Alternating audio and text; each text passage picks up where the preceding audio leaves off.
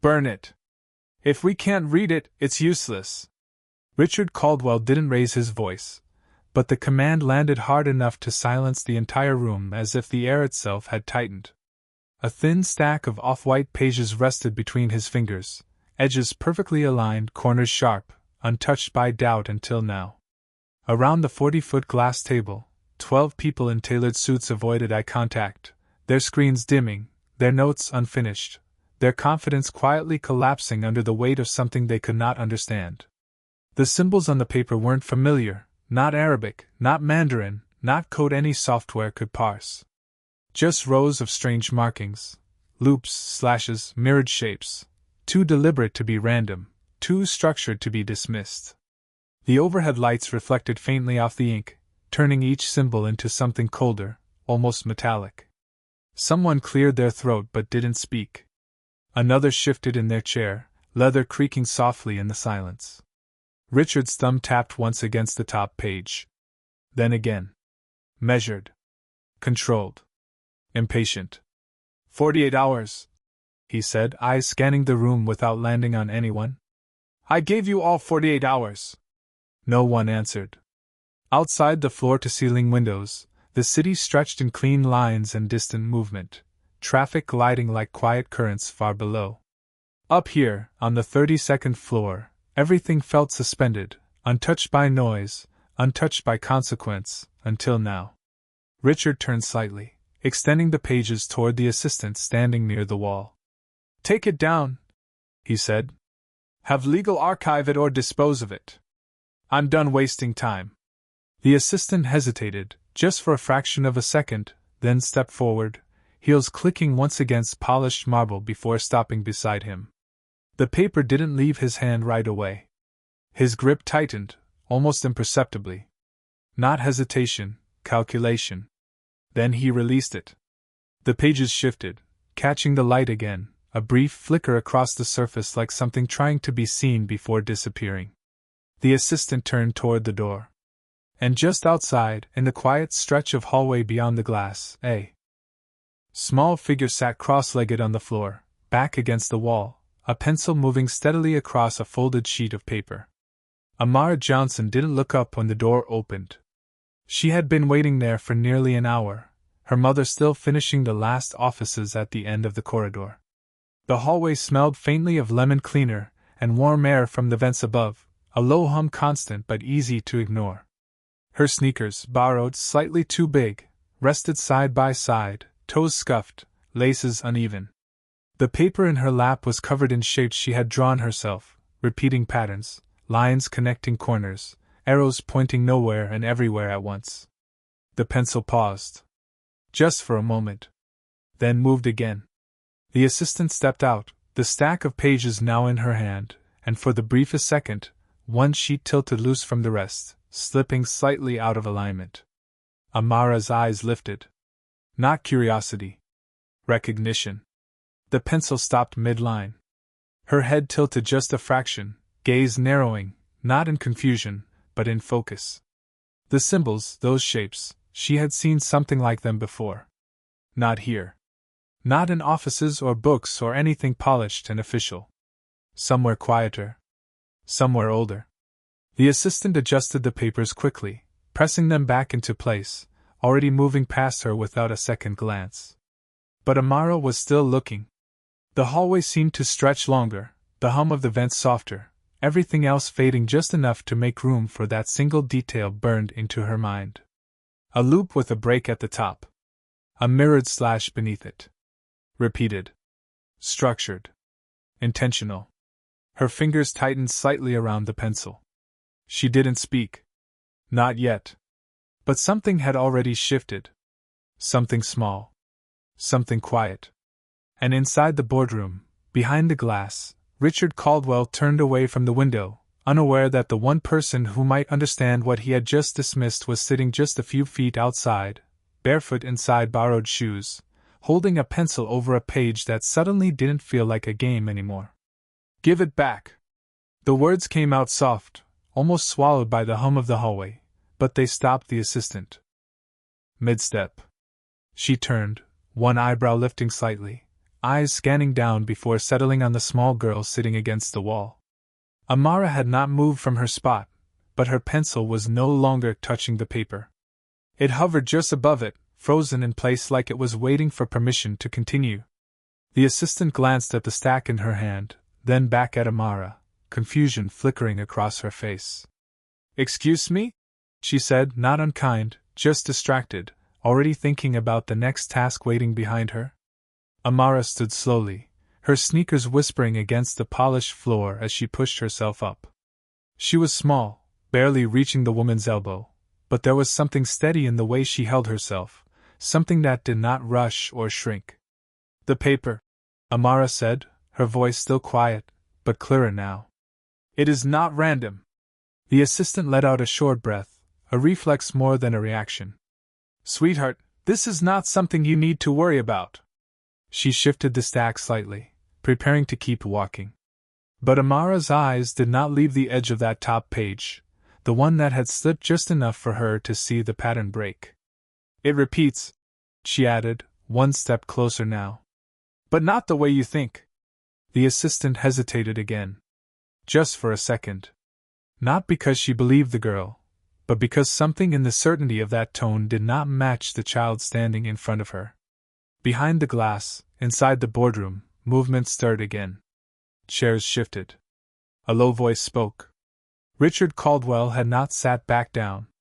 He stood near the table, one hand resting flat against the polished surface, his reflection faint beneath it. He had turned slightly toward the door, not fully, just enough that the faint exchange outside registered as more than background noise. He did not hear the words. Not yet. But he noticed a pause. Outside, the assistant lowered the stack just a fraction, her grip loosening enough for the top page to tilt again. "What do you mean it repeats?" she asked, this time slower. Amara did not answer right away. She stepped closer, lifting her hand, not touching the paper, just pointing. "That shape," she said, her finger hovering just inches from the ink. "It shows up every 5 lines. But the break is not the same each time." The assistant blinked. She looked down, scanning quickly, eyes moving faster than her understanding. To her, it still looked like nothing. Still looked like noise. "It is probably just formatting," she said, more to reassure herself than anything else. Amara shook her head once. "Small. Certain." "No," she said. "It is telling you where to stop reading." The hallway felt quieter again. The air conditioning hummed overhead, steady and distant, but everything else seemed to pull inward, narrowing around that single moment. The assistant's fingers tightened slightly on the pages. "Who told you that?" she asked, her tone shifting, curiosity pushing past dismissal. Amara's gaze dropped for a brief second, not to the floor, but to the paper in her own hand, the one covered in loops and lines and half-finished patterns. Her thumb brushed lightly over the edge. "Someone who liked puzzles," she said.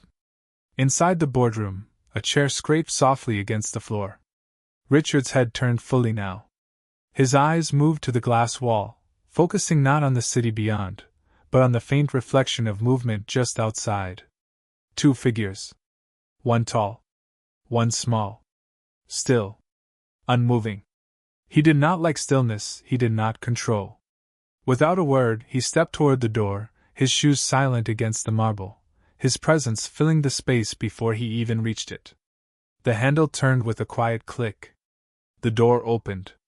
The assistant straightened immediately, posture snapping back into place, the pages held neatly again, as if nothing had happened. Amara did not step back. She stayed where she was, her eyes lifting from the paper to meet his for the first time. Richard looked down at her, his expression unreadable, but not empty. Calculating. Measuring. "Is there a problem?" he asked, his voice even, controlled, but carrying enough weight to still everything around it. The assistant began to speak, but Amara answered first. "You are reading it wrong," she said. No hesitation. No apology. Just the statement, placed carefully between them like something fragile but unbreakable. The assistant's breath caught slightly. Richard did not react right away.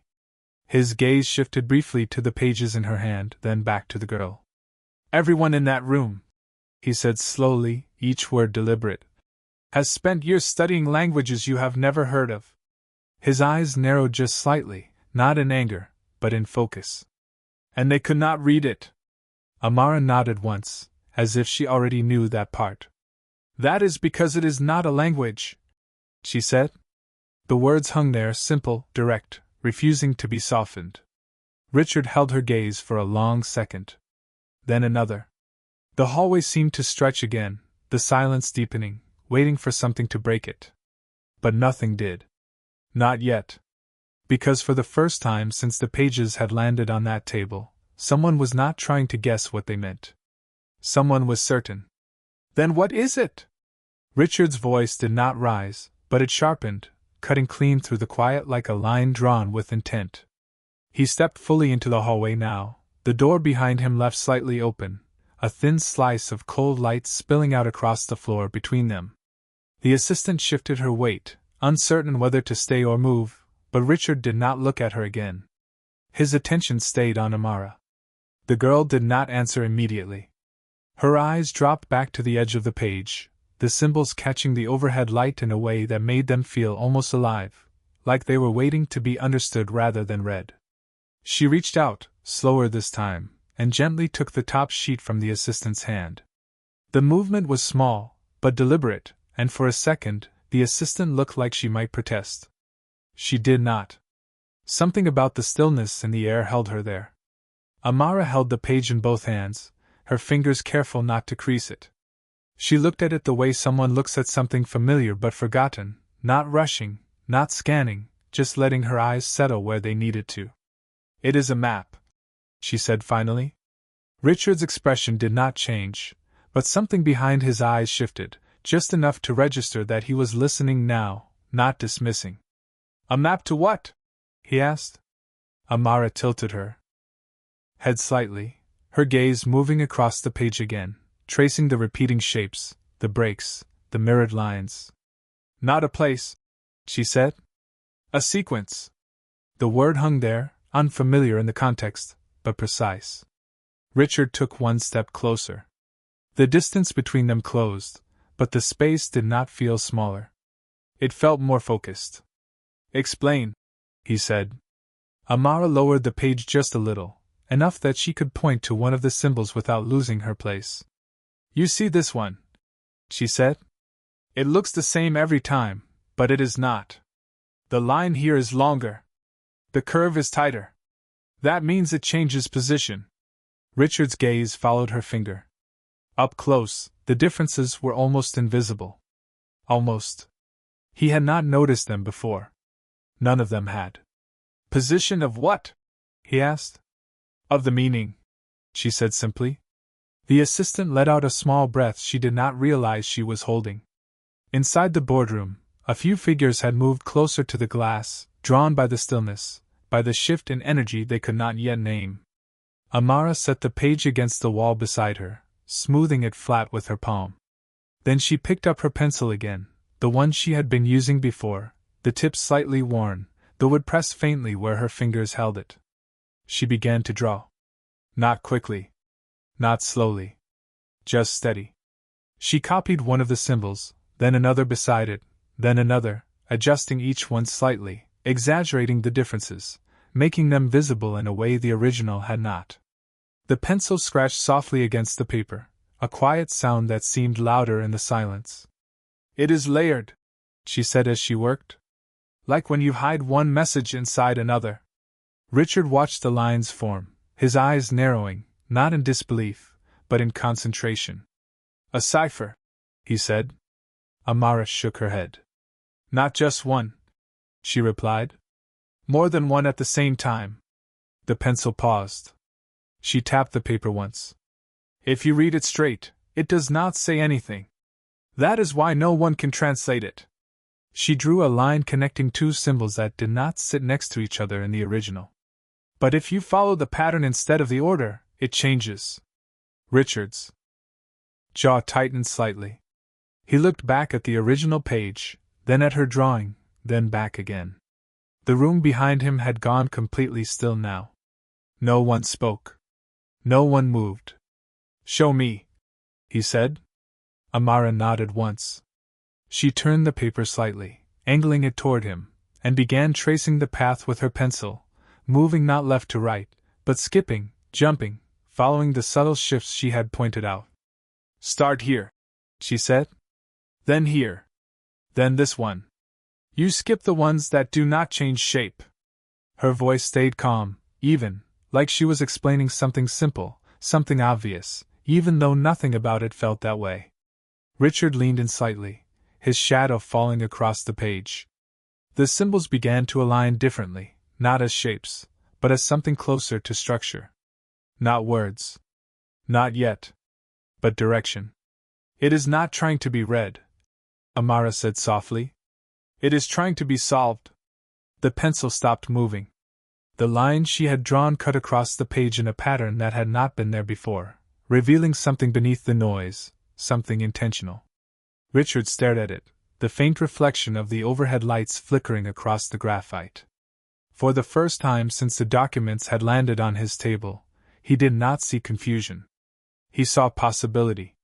He straightened slowly, his eyes lifting from the page back to the girl standing in front of him, holding a pencil like it was the only tool she needed. "How long would it take you?" he asked, his voice quieter now, less command, more question. "To finish it?" Amara looked down at the page again, then at the rest of the stack still in the assistant's hands.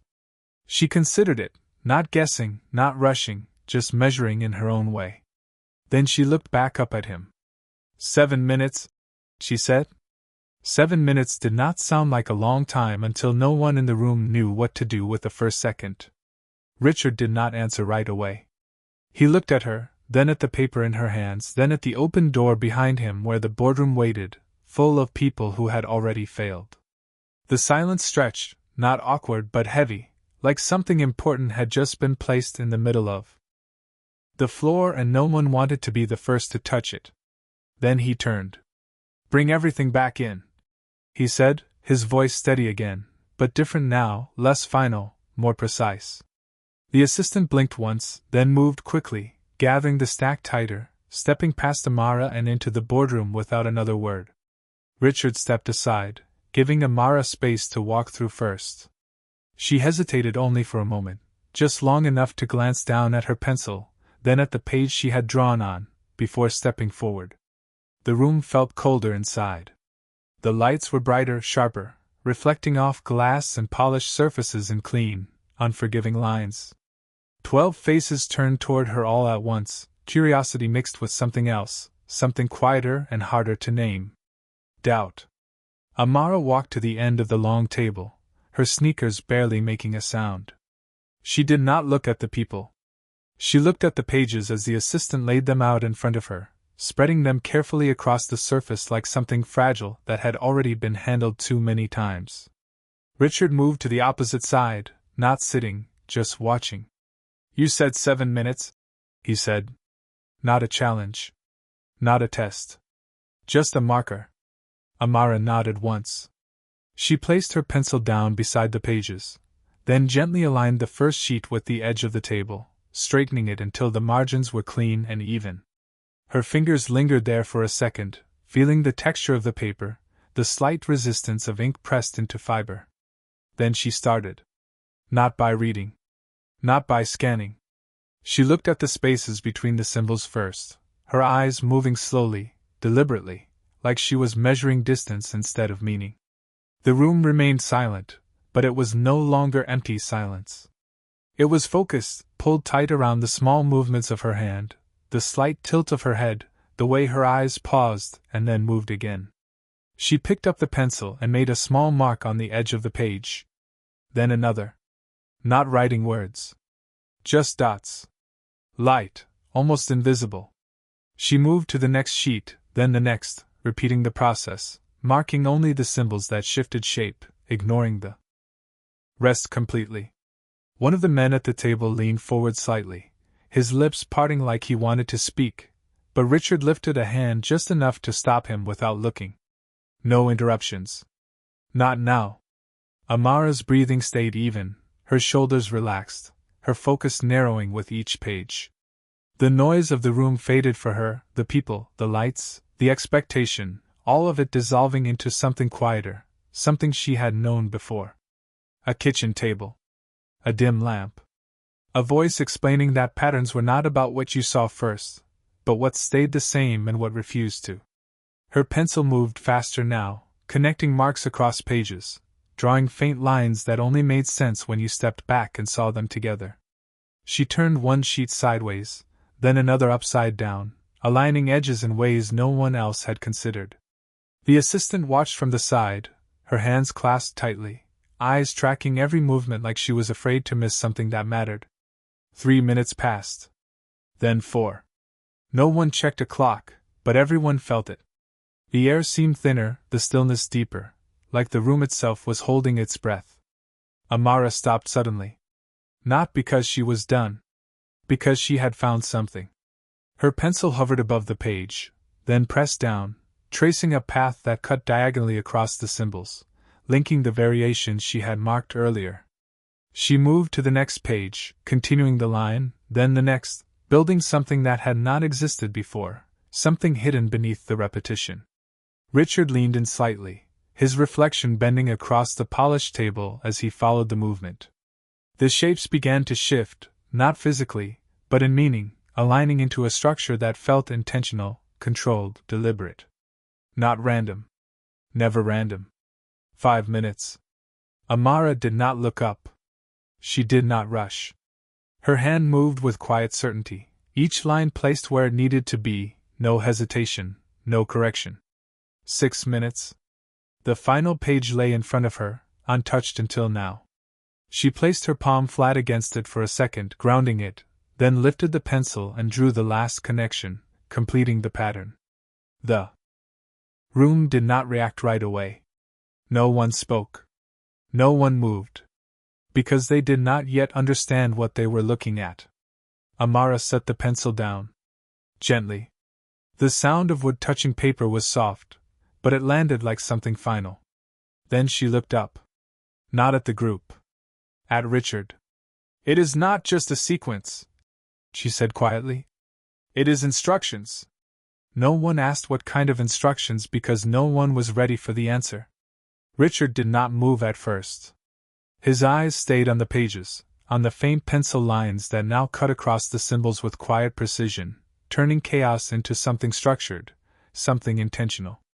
The room felt different now, no longer confused, no longer skeptical, but suspended in that fragile space between doubt and realization. Instructions for what? He asked finally, his voice lower, controlled, but no longer dismissive. Amara did not rush to answer. She turned one of the pages slightly, aligning it with another, her fingers careful, deliberate, as if the position itself mattered. For decisions, she said. For actions. The words landed softly, but they shifted something in the room. One of the executives leaned forward again, unable to hold back this time. That does not make any sense, he said, his tone restrained but tight. You are saying this is some kind of guide? Amara glanced at him briefly, then back to the pages. Not a guide, she said. A setup. Richard's gaze sharpened. Explain that, he said. Amara pointed to one of the lines she had drawn, the one that connected 3 symbols across 2 different sheets. These are not telling you what to do, she said. They are telling you what will happen if you do not notice the pattern. The room felt quiet again, but this time it was not confusion. It was tension. Richard stepped closer to the table, his hand resting near the edge, not touching the pages, but close enough to feel their presence. What happens? He asked. Amara traced the line again with her pencil, slower now, letting the movement speak as much as the words. You follow the contract the way it looks, she said. Everything seems normal. But these parts, she tapped lightly on the symbols that shifted shape. They change meaning depending on when they are applied. One of the lawyers at the far end of the table straightened, his expression tightening. Conditional clauses, he murmured, almost to himself. Amara nodded slightly. Yes, she said. But hidden. Richard's jaw set, not in anger, but in recognition. He had seen contracts like that before. Not written this way. Not disguised this deeply. But the idea was not new. The execution was. What kind of changes? He asked. Amara moved to another section, flipping one page halfway over another, aligning two symbols that had not been meant to be seen together at first glance. Liability shifts, she said. Control shifts. Ownership shifts. Each word landed heavier than the last. The assistant's hand moved unconsciously to her mouth, her eyes widening slightly as she followed the alignment. That is not possible, someone said from the side, but their voice lacked conviction now. Amara did not argue. She simply continued, drawing one more line, connecting the final set of variations. It is, she said. If you read it in the order they want. Richard exhaled slowly, the breath controlled, measured, but deeper than before. He looked at the pages again, not as a problem now, but as something far more dangerous. Something designed to look harmless. And if you do not read it that way? He asked. Amara finally lifted her eyes fully to meet his. Then you see the truth, she said. The room held that sentence in silence. No one spoke. No one interrupted. Because they all understood what she meant, even if they had not yet processed the full weight of it. Richard reached out then, his fingers hovering just above the page before resting lightly against the edge, grounding himself in something real. Walk me through it, he said. Not a command this time. A request. Amara nodded once.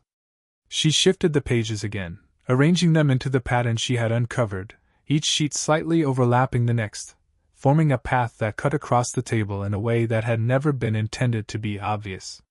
You start here, she said, her pencil tapping the first symbol.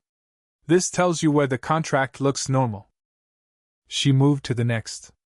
Then here. This is where the wording changes, but only if a certain condition is triggered. Her pencil moved again, connecting the next point. And this, she said, her voice soft but steady. This is where everything flips. Richard followed each movement, his mind moving faster now, filling in the gaps, seeing the implications unfold in real time. Around him, the others began to see it too, their expressions shifting from doubt to something closer to alarm, though no one said the word out loud. Amara finished the line and pulled the pencil back, letting it rest in her hand. If you sign it, she said, you are not agreeing to what it says. She paused, just long enough for the weight of the moment to settle. Then she added, you are agreeing to what it becomes. Who sent this to us? The question came from the far end of the table, low but urgent, like someone had finally caught up to the danger already sitting in the room. Richard did not answer. His eyes were still on the pages, on the lines Amara had drawn, on the pattern that had turned something unreadable into something undeniable. His fingers pressed slightly harder against the edge of the table, not enough to show strain, just enough to anchor himself in the moment. It came through standard channels, the assistant said carefully, her voice steadier than before but still edged with uncertainty. Marked as a private submission. No direct sender listed. That did not help. If anything, it made the silence heavier.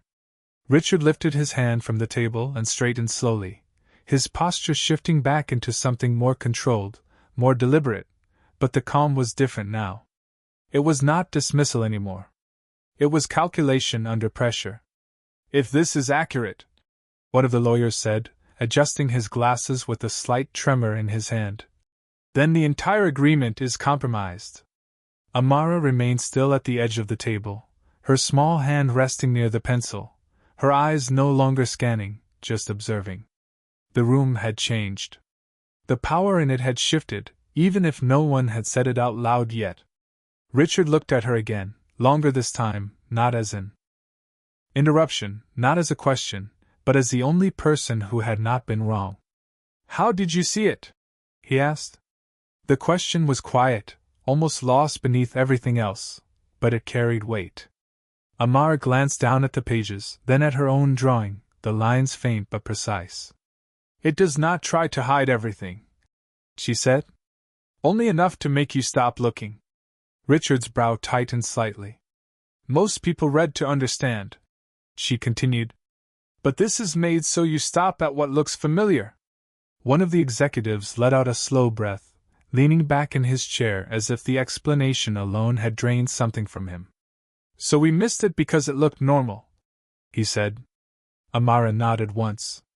Because it wanted you to. The words settled across the room like something final. Richard turned his attention back to the pages, his mind moving faster now, connecting implications, outcomes, risks.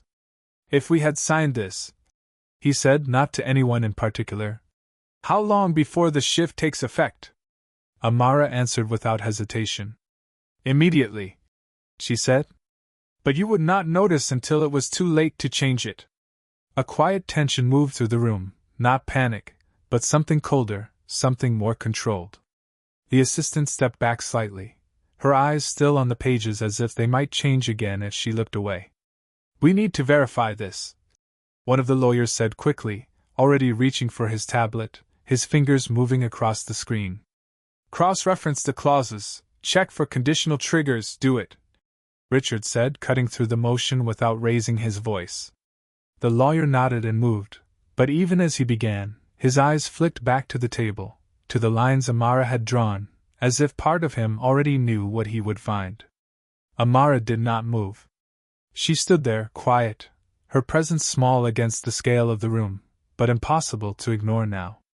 Richard watched her for a moment longer, then stepped closer again, his gaze dropping to her level, not towering over her, but meeting her where she stood. You said it was instructions, he said. Instructions for what exactly? Amara looked at the pages one more time, her eyes tracing the pattern she had already uncovered, confirming it, grounding it. For control, she said. Not just the deal. Everything after it. Richard's expression hardened, not with anger, but with clarity. That word landed differently. Control was not an accident. It was not a mistake. It was intentional. Designed.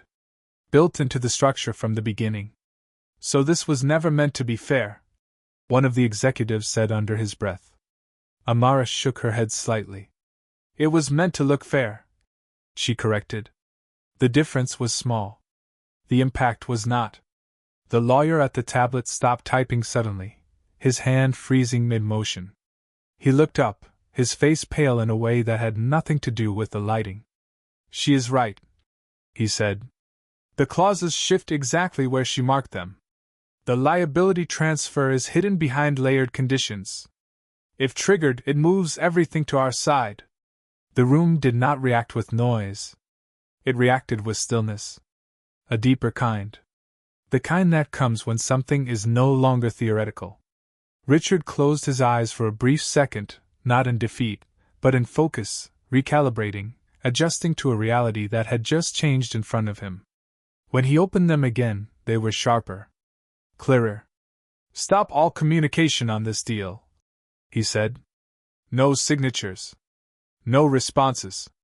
Nothing leaves this room until we understand every part of it. His voice was steady again, fully controlled, but the authority in it had shifted. It was no longer built on assumption. It was built on what had just been revealed. He looked back at Amara, and for the first time, there was no distance in his gaze. Stay, he said quietly. Not a command. Not exactly a request. Something in between. Amara did not answer right away. She looked at the pages, at the lines she had drawn, then at the people around the table who were now watching her instead of ignoring her. Then she gave a small nod. Not for them. For the truth she had already chosen to speak. The clock on the far wall ticked once, then again, each second suddenly louder than it had any right to be. No one checked it, but everyone felt it now. Time was no longer something abstract in the background. It had weight. It had consequence. Richard stood at the head of the table, one hand resting lightly against the polished surface, his gaze moving from the documents to the people around him, then back to Amara. The room had shifted, but it had not settled. Not yet. We need to know who built this, one of the executives said, his voice tight with controlled urgency. This is not just clever drafting. This is intentional manipulation. Richard did not respond immediately. His attention remained on the pages, on the pattern Amara had uncovered, as if the answer might still be hiding somewhere inside the lines. It is more than manipulation, Amara said quietly. The room stilled again, not because she was loud, but because she was certain. Richard looked at her. What do you mean? He asked. Amara stepped closer to the table, her small hand moving toward the pages again, but this time she did not draw. She pointed. These are not just conditions, she said. They are triggers. The word landed differently. Sharper. More precise. One of the lawyers leaned forward again, his tablet forgotten for the moment. Triggers for what? He asked. Amara's finger traced a section of the pattern she had already mapped out, then stopped at a point where 3 lines intersected. For timing, she said. For when something happens, not just if. Richard's eyes narrowed slightly, following the point she indicated. So it does not activate all at once, he said, thinking aloud now. Amara shook her head. No, she said. It waits. A quiet tension moved through the room again. Waiting meant control. Waiting meant planning. Waiting meant someone had thought this through far beyond a simple agreement. What is it waiting for? Richard asked. Amara did not answer right away. She looked at the pages again, her eyes scanning the intersections, the points where the pattern tightened instead of spread. Then she moved her finger to a different section, one that had not been obvious before. This part, she said. It changes only after something else is signed. One of the executives frowned. Another contract? He asked. Amara nodded. Or another action, she said. Something. Connected, but not here. Richard straightened slightly, the implication settling in. So this is only one piece, he said. Yes, Amara replied. The word was small, but it carried weight. The room absorbed that quietly. If this was only one piece, then there were others. And if there were others, then someone had built something much larger than a single agreement. Richard's hand moved from the table to the back of the chair beside him, his fingers curling around it briefly before releasing. We were not the only target, he said. It was not a question. Amara did not contradict him. She simply looked at the pages again. No, she said. The assistant shifted her stance near the wall, her posture still composed, but her eyes sharper now, more aware of every word being said. Then this is coordinated, she said carefully. Across multiple parties. Richard gave a slight nod, his gaze distant for a moment as he calculated, mapped possibilities, traced connections that had not been visible before. Which means whoever built this expects it to work, he said. Amara looked up at him again. It will, she said. The room went still again. Not because they disagreed. Because they understood. Richard's jaw tightened slightly, not in frustration but in focus. Unless we stop it, he said. Amara did not smile. She did not react with relief. She only looked back at the pages. You can stop this one, she said. But not the others.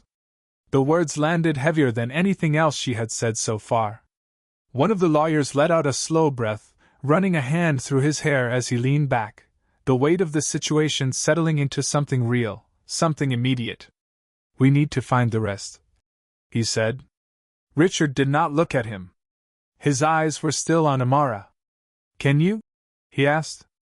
The question was direct, but not demanding. Amara glanced down at the pattern again, then at the blank space beside it, where the lines stopped, where the structure ended without explanation. She held her pencil loosely, turning it once between her fingers, thinking. Not from this, she said. This only shows what happens here. Richard nodded slowly. That made sense. This was not a map of everything. It was a map of one point in a larger system. He exhaled quietly, then straightened fully, his posture returning to something firm, controlled, decisive. Then we start here, he said. We understand every part of this before we move anywhere else. The room responded, not with words but with motion. People shifted, reached for devices, began cross-referencing, analyzing, working with a focus that had not been there before. But Richard did not move. Not yet. He remained where he was, looking at the small figure standing at the edge of the table, the one person who had not been part of the plan, and yet had seen through it first. "You saw something everyone else missed," he said quietly. Amara looked up at him, her expression unchanged, steady, grounded. "No," she said. "They just stopped looking." The answer stayed in the air for a moment, simple, undeniable. Richard held her gaze, then gave a small, almost imperceptible nod, not as a gesture of agreement, but of acknowledgement. Something had changed. Not just in the room. In how he was seeing it. And outside the glass walls, the city kept moving, unaware that inside, something hidden had just begun to come into the light. If they expected this to work, then they expected no one to question it.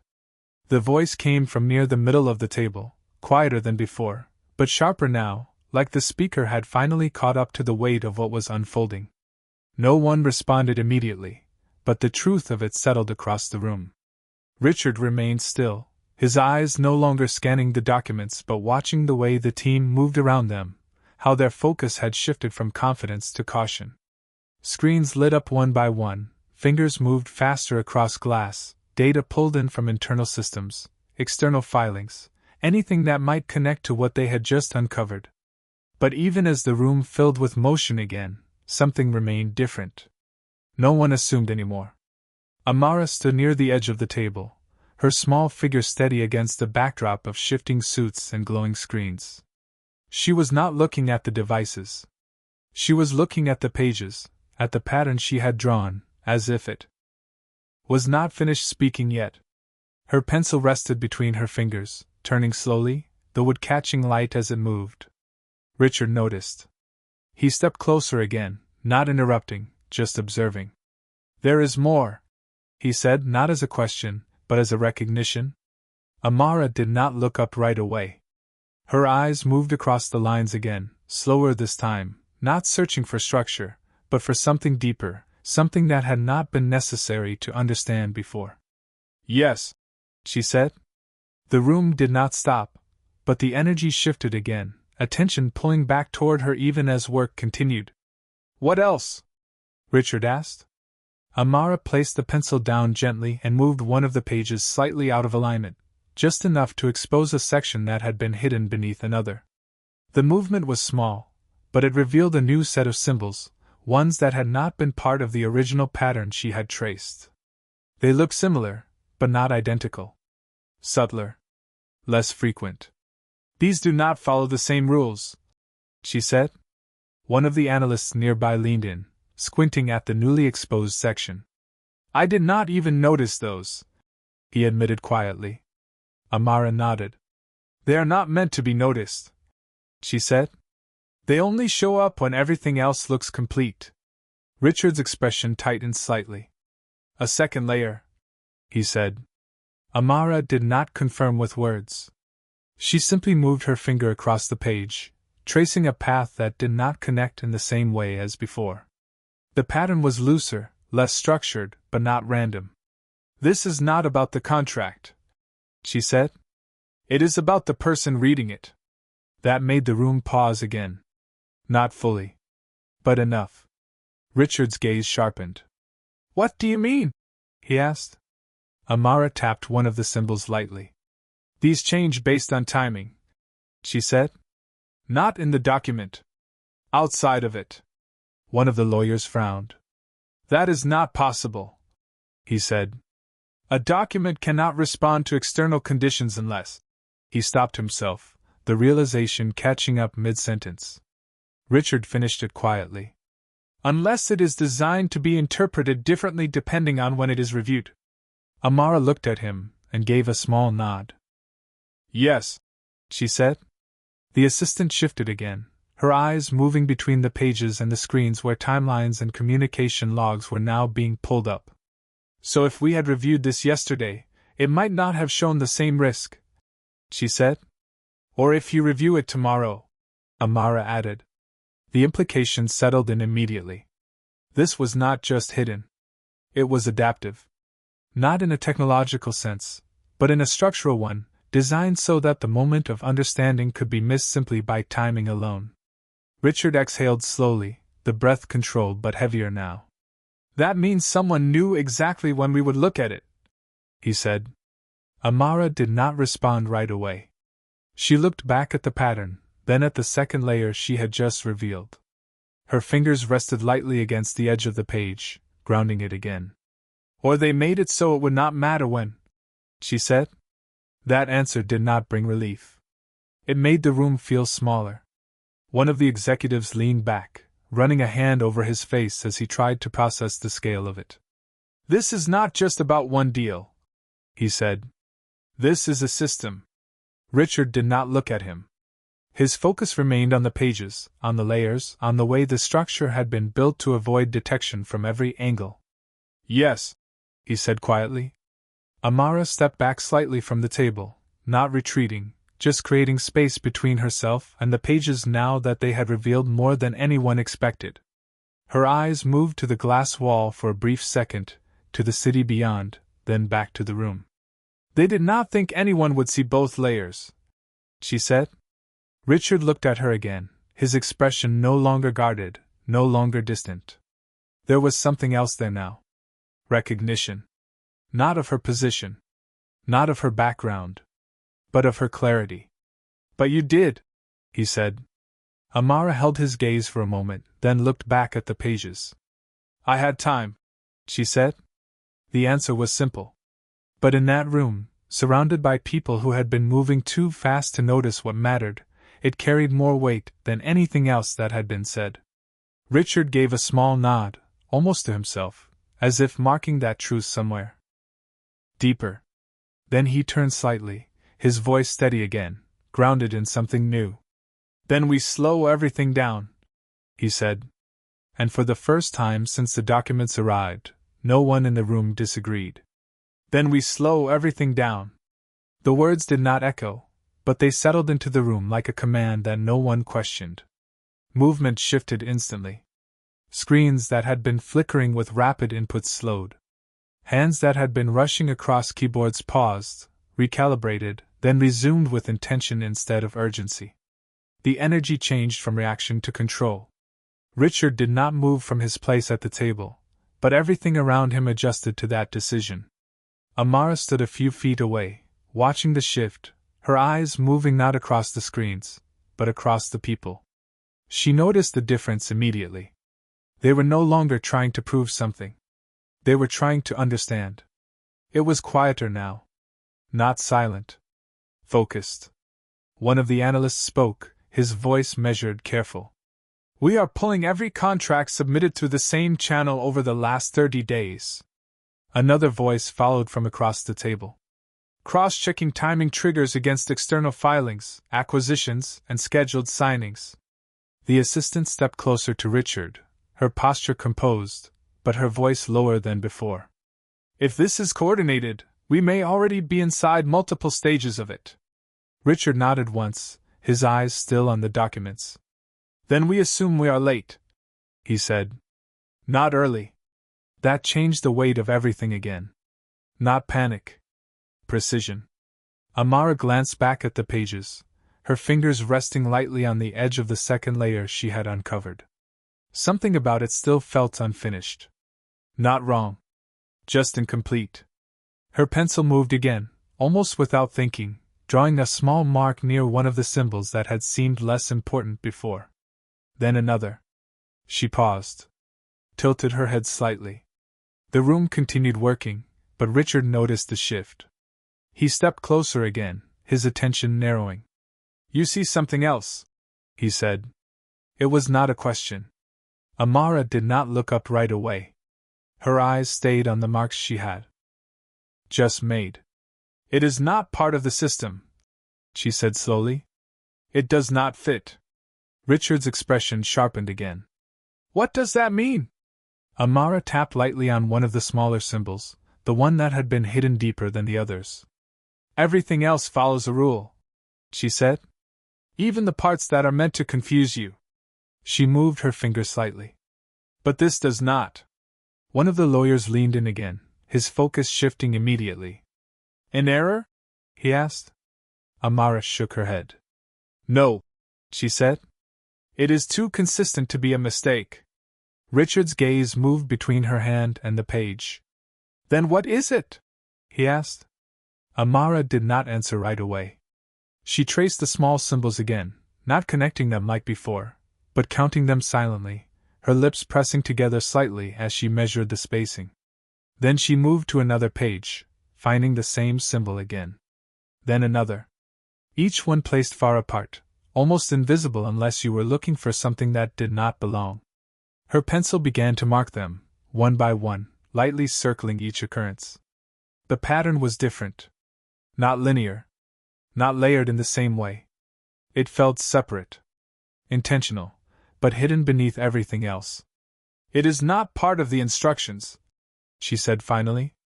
It is something else. The room quieted again, the focus pulling back toward her as the work slowed once more. Richard stepped closer, his shadow falling across the table as he looked down at the marks she had made. Something else how? He asked. Amara looked up at him, her expression still calm, but her eyes more certain now. It is a message, she said. That landed differently. Not like the others. Not technical. Not structural. Personal. One of the executives frowned slightly. A message to who? He asked. Amara did not answer him. Her eyes dropped back to the page, then moved slowly across the small circled symbols, connecting them in her mind rather than on paper. Not to everyone, she said. To someone who knows to look for it. Richard's jaw tightened slightly. And you think that someone is us? He asked. Amara shook her head once. No, she said. I think we were not supposed to see it at all. The room went still again. Deeper this time. Because that meant something else entirely. Not just manipulation. Not just control. There was something hidden inside the system that had nothing to do with the deal itself. Richard exhaled slowly, his mind shifting again, adjusting to a new layer he had not expected. Then who was? He asked. Amara did not respond immediately. She looked at the pattern again, then at the small symbols she had circled, then back at the first page, where everything had started. Her fingers pressed lightly against the paper, grounding it again. Then she spoke. Someone inside, she said. The words did not rise. They settled. Heavy. Quiet. Unavoidable. Richard did not move. But something behind his eyes changed again. Because that answer did not just explain the message. It changed the entire direction of the problem. This was no longer something coming from outside alone. It meant access. Timing. Knowledge. Someone had built this knowing exactly how it would be seen, and more importantly, how it would not. The assistant took a small step back, her posture still controlled, but her eyes sharper now, scanning the room in a way they had not before. Not just looking at documents. Looking at people. Richard followed that shift without turning his head. No one leaves, he said quietly. Not loud. Not forceful. But final. And this time, the silence that followed was not about the pages on the table.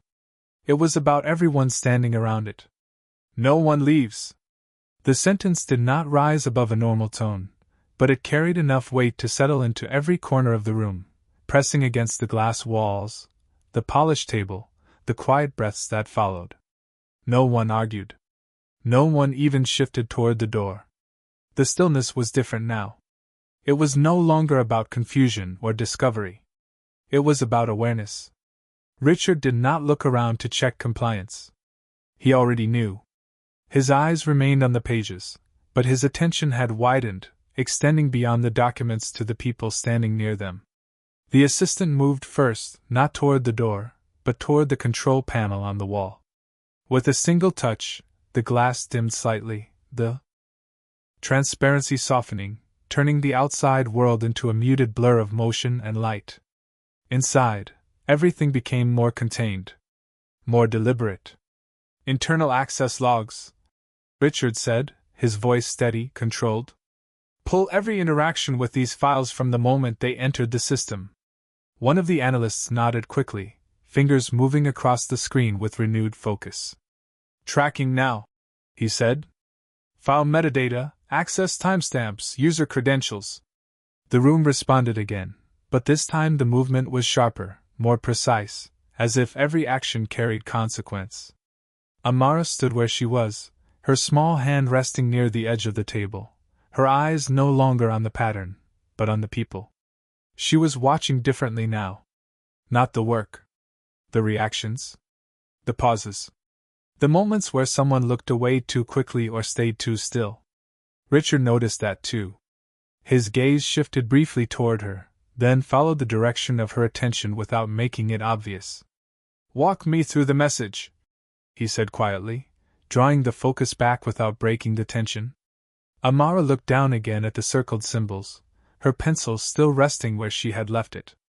She picked it up slowly, her fingers steady, and began to connect the small marks she had made, not in straight lines, but in a pattern that curved slightly, like it was following something unseen. It is not written the same way as the rest, she said. It does not follow the sequence or the layers. She paused, tracing one connection again to confirm it. It is simpler. One of the executives frowned. Simpler? He asked. Why would something hidden be simpler? Amara did not look at him. Because it is not meant to confuse, she said. It is meant to be found. That shifted the room again. Subtle, but immediate. Richard's eyes narrowed slightly. Then whoever wrote it expected someone specific to see it, he said. Amara nodded once. Yes. The analyst at the screen spoke up again, his voice tighter now. We have access logs, he said. There were only 3 people who opened the file before this meeting. The room turned toward him without fully turning, attention pulling in that direction while bodies remained still. List them, Richard said. The analyst swallowed once, then read from the screen. You, he said first, looking at Richard. Your legal advisor, Daniel Reeves. A brief pause. And, he hesitated, just for a fraction of a second. And the assistant assigned to intake documentation. The room did not react outwardly, but something shifted beneath the surface. The assistant standing near the wall did not move. Her posture remained composed, her hands lightly clasped, her expression neutral. But her eyes flickered, just once, toward the table. Richard did not look at her. Not yet. His gaze remained on Amara. Keep going, he said to the analyst. Timestamps? The analyst nodded quickly. Reeves accessed it twice yesterday afternoon. The assistant accessed it once this morning. You opened it just before the meeting. Richard absorbed that silently, his mind aligning the information with what Amara had uncovered. Timing. Triggers. Layers that depended on when something was seen. His fingers tapped once against the table. Controlled. Measured. Then he looked at Amara again. If the message was meant for someone inside, he said, would they need to open the file to see it? Amara shook her head slowly. Not if they already know where to look, she said. The answer landed quietly, but it carried weight. Because it meant access was not the same as intent. The assistant's breathing remained even, her posture unchanged, but the space around her felt different now, like the air had shifted direction without moving. One of the lawyers spoke, his voice careful. We cannot assume anything based on access alone, he said. Richard gave a slight nod. We are not assuming, he replied. We are narrowing. His gaze moved then, finally, not sharply, not accusingly, but deliberately, across the room, taking in each face, each posture, each reaction. Not looking for guilt. Looking for difference.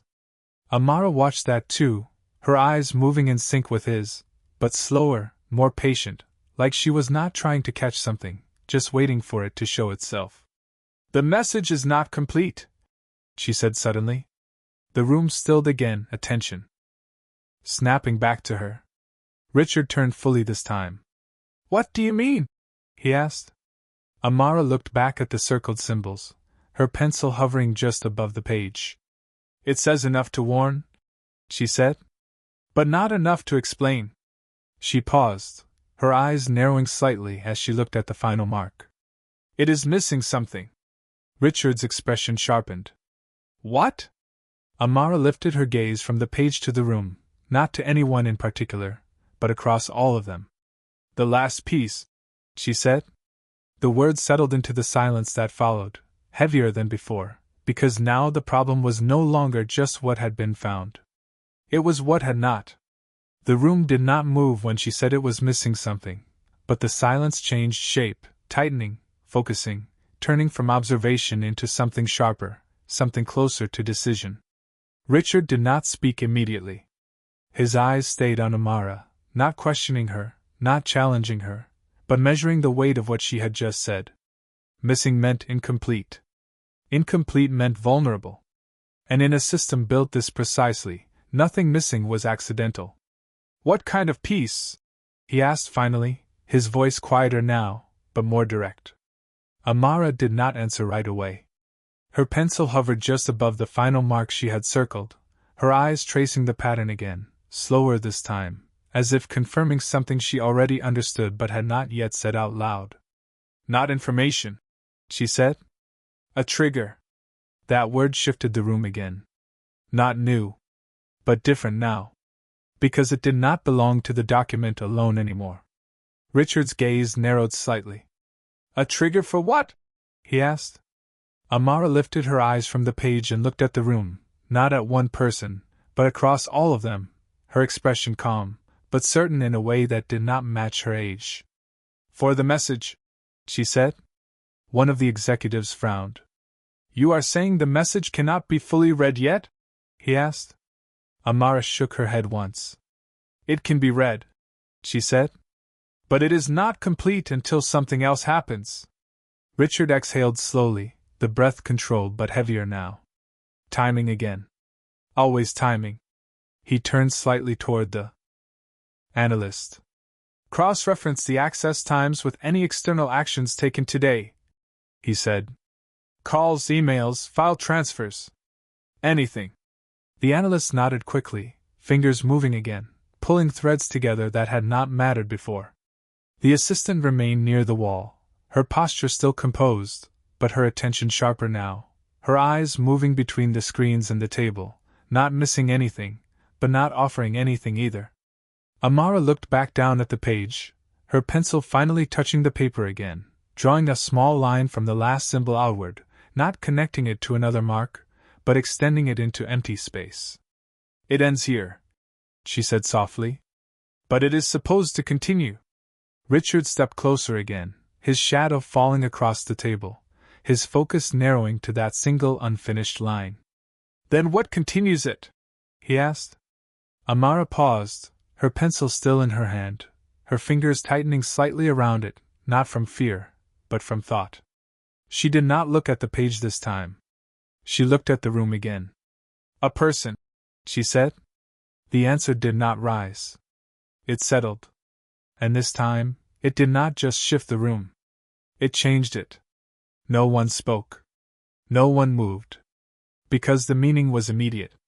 The missing piece was not hidden in the document. It was inside the room. Richard did not react outwardly. His posture remained steady, his expression controlled, but something behind his eyes sharpened, aligning with a clarity that had been building since the first page was placed on the table. The message needs someone to finish it, he said, not asking, but confirming. Amara nodded once. Yes, she said. One of the lawyers shifted in his chair, the sound barely audible, but noticeable in the stillness. Then whoever that person is, he said carefully, they are not just aware of this system. They are part of it. Richard did not look at him. His gaze moved slowly across the room again, not scanning for guilt, not searching for reaction, but observing presence. Who was too still? Who was too quiet? Who was watching the wrong thing? The analyst spoke again, his voice tighter now. There was a scheduled outbound email from this system 20, Minutes ago, he said. It was paused before sending. That detail landed immediately. Richard turned his head slightly. Paused by who? He asked. The analyst hesitated, his eyes flicking to the screen, then back up. Manual override, he said. No automatic trigger. Someone stopped it. The room shifted again. Not in motion. In awareness. Because stopping something required knowing it was about to happen. Amara's eyes moved to the analyst, then back to the table, then finally to Richard. That is the last piece, she said quietly. Richard's jaw tightened just slightly. The person who knows when to stop it, he said. Amara nodded. The assistant's fingers moved slightly, a small adjustment, almost imperceptible, but in a room this still, it was enough to be noticed. Richard did not turn toward her. Not yet. His focus remained centered, controlled, deliberate. If the message is incomplete without that action, he said slowly, then whoever paused that email. He let the sentence hang for a fraction of a second, not because he did not know how to finish it, but because the room needed to understand it before he said it. They are not just inside the system, he continued. They are controlling when it reveals itself. Silence followed. Not empty. Not confused. Certain. Amara looked at the unfinished line she had drawn, then at the space beyond it, where the pattern should have continued but did not. They are not hiding from the system, she said. They are using it. Richard finally shifted his gaze, not sharply, not accusingly, but with intention, toward the side of the room where the assistant stood. Not directly. Just enough. Because now, the problem was no longer about what was written on the page. It was about who had already read it before anyone else knew how. No one spoke when his gaze shifted, but the room felt it. Not as an accusation. Not as a conclusion. As direction. The assistant did not move at first.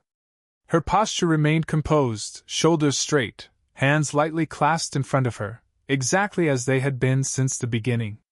But something in the air around her changed, something subtle, something that did not belong to posture or position. It was awareness. Richard did not rush. He did not call her out. He simply let the silence hold for a moment longer, long enough for everyone else to begin noticing what he had already aligned in his mind. You paused the email, he said finally, his voice steady, not raised, not sharpened, just placed into the space between them like something that did not need force to be heard. The assistant's eyes lifted to meet his. Not quickly. Not slowly. Just directly. There was no immediate denial. No reaction of surprise. Just a brief stillness, like a calculation finishing. Then she exhaled, almost imperceptibly, and her hands unclasped, falling naturally to her sides. Yes, she said.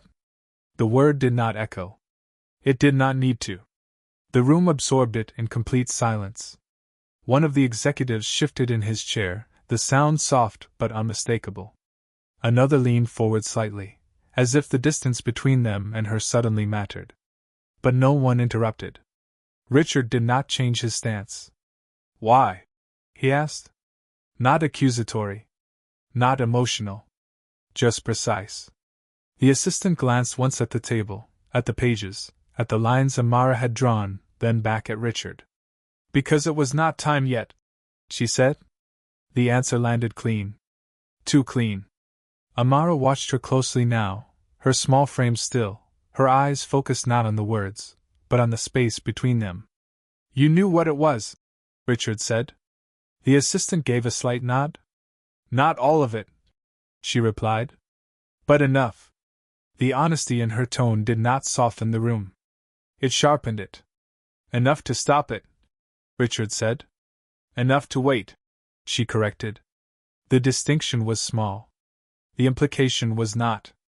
Richard's gaze held steady. You were the last piece, he said. The assistant's expression shifted then, just slightly, not into guilt, not into fear, but into something quieter. Acceptance. No, she said softly. I was the delay. The room tightened again.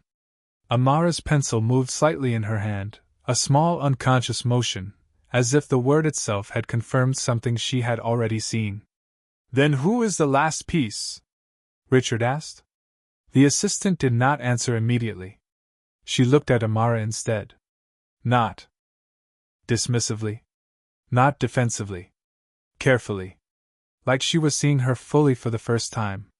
Her, she said. The room did not react with noise. It reacted with stillness. Richard's eyes flicked briefly toward Amara, then back to the assistant. Explain, he said. The assistant stepped forward slightly, not crossing the table, but closing the distance enough to be part of the space rather than outside it. The system was designed to move without interruption, she said. Layered, timed, hidden. No one was supposed to see all of it at once. Her gaze moved to the pages. But there was always a risk. Someone who did not follow the expected pattern. Someone who did not stop looking. Her eyes returned to Amara. That was the variable. Amara did not respond. She simply held her gaze steady, grounded, as if she had been part of this equation without ever knowing it. Richard's expression tightened slightly, not in confusion, but in recognition. So the message, he said, was not just a warning. The assistant shook her head once. It was a signal, she said. If someone like her saw it, the system would not complete. That shifted everything. Not just the documents. Not just the room. The entire structure of what they were dealing with. You were waiting to see if she would understand it, Richard said. The assistant nodded. Yes. Amara's fingers tightened slightly around the pencil, not from fear, but from realization. And if I did not? She asked quietly. The assistant's voice softened, just a fraction. Then it would have continued, she said. The room absorbed that in silence. Because now the outcome was clear. This had not just been a trap. It had been a test. Not for them. For whether anyone could see it at all. Richard exhaled slowly, his posture still controlled, but the weight of the moment settling differently now. So you stopped it, he said. For now, the assistant replied. Her eyes moved back to the pages, to the unfinished line, to the space where the pattern had ended. It is not over. Amara looked down at the paper again, at the lines she had drawn that did not connect to anything yet. Then she lifted her pencil and, without hesitation, extended it just a little further, completing the path that had been left open. The movement was small, quiet, but final. The assistant watched it, her expression unchanged, but her eyes sharper now, more certain. Now it is, Amara said softly. And for the first time since the documents arrived, the room did not feel like it was waiting for something else to happen. No one noticed the exact moment the tension left the room, only that it was no longer there. It did not disappear all at once. It faded, like a sound that slowly lowers until you realize it has stopped. Amara's pencil rested lightly against the paper, the final line now complete, no longer searching for something to connect to, no longer waiting for a missing piece. It simply was. The pattern held. The message held. And whatever had been designed to unfold beyond that point had nowhere left to go. Richard stood across from her, his eyes fixed on the page for a long moment, not moving, not speaking, as if he was letting the stillness settle into something he could trust. Around him, the others remained quiet, their attention no longer scattered, no longer uncertain, but grounded in what had just been finished. Not solved. Finished. There was a difference. The assistant took a small step back, not retreating, just creating distance from the table, her posture still composed, but her role no longer hidden inside the edges of the room. She was visible now. Not as a threat. Not as an answer. As part of something that had already been interrupted. Richard finally exhaled, the breath slow and measured, then straightened, his hand lifting from the table as if releasing something that had been held too tightly for too long. He looked at Amara, not with surprise, not with disbelief, but with a quiet recognition that did not need words to explain itself. It ends here, he said. Not as a question. As a statement of fact. Amara nodded once, her eyes still on the paper, then lifted them to meet his. "It cannot continue without being seen," she said. The room absorbed that gently, without resistance, because it no longer needed to argue with what had already proven itself. One of the executives shifted in his chair, the movement soft, almost careful, as if he did not want to disturb the balance that had finally settled. "So the system fails," he said quietly. Amara shook her head slightly. "No," she said. "It stops." The difference was subtle, but it mattered. Failing meant something had gone wrong. Stopping meant something had been understood. Richard's gaze held on her for another moment, then moved to the pages again, to the lines she had drawn, to the places where something invisible had been made visible by someone who had not been expected to see it at all. "Secure everything," he said, his voice returning to its usual calm authority, but carrying something new beneath it. "Archive the documents, isolate the source, and track every connected file across our network." The room responded immediately, but without urgency now. There was no rush left in it. Only clarity. Screens lit again, hands moved again, but the pace had changed. It was steady. Controlled. Intentional. The assistant remained where she was, her eyes on the table, then on Amara, then back to Richard, her expression unchanged, but her presence no longer part of the unknown. She had done what she came to do. Or what she had chosen to do. The difference no longer mattered. Richard took one step back from the table, creating space not just physically, but in the moment itself, allowing it to settle into something complete. He looked at Amara again, and this time, there was no distance at all. "How did you know where to stop?" he asked. The question was quiet, almost reflective, as if he was not just asking about the page in front of them. Amara glanced down at the pattern one last time, her fingers brushing lightly over the line she had finished, feeling the shape of it rather than looking at it. "Because it did not need more," she said. "It just needed to be seen the right way." Richard nodded slowly, the answer landing deeper than the words themselves. Around them, the room continued moving, but softer now, like everything had shifted into a different rhythm. The glass walls reflected the city again, lights beginning to change as the day moved forward outside, unaware of what had just been prevented inside. Amara stepped back from the table, her pencil still in her hand, her small figure returning to something quieter, less central, but not invisible anymore. She did not look at the screens. She did not look at the others. She simply stood, grounded in the same calm she had carried from the beginning.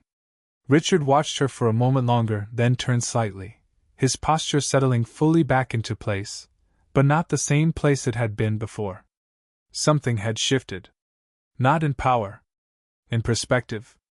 The pages remained on the table, unchanged in form, but completely different in meaning. And in the silence that followed, there was no victory, no celebration, no announcement. Just understanding. He had dismissed the pages because no one could read them. But in the end, it was not about reading at all. It was about seeing. And the one person no one expected to matter had been the only one who did.